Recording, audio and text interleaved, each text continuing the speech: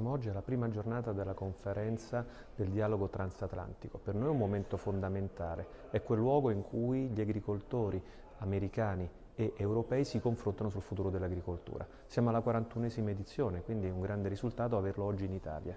E credo che mai come in questo momento si debba sempre più cercare un'alleanza appunto tra agricoltori, tra le due sponde dell'oceano. Ieri abbiamo avuto una serie di dialoghi appunto con l'Associazione degli agricoltori americani, canadesi e messicani. Il tema dominante in questo momento è la produttività. Tutti puntano a spingere di più sulla capacità produttiva in uno scenario difficile come quello che stiamo vivendo, legato ovviamente al cambiamento climatico, alle situazioni geopolitiche, alle guerre commerciali o addirittura alla mancanza di manodopera. Il secondo elemento comune è stato proprio la mancanza di manodopera.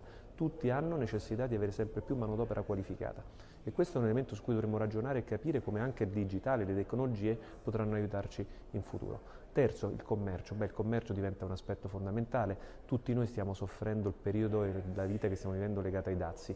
Mai come oggi abbiamo bisogno di mercati stabili, mercati che possano dare certezze. Questo è quello che chiedono gli agricoltori e questi sono i temi principali su cui ci confronteremo oggi appunto nei vari panel che si seguiranno.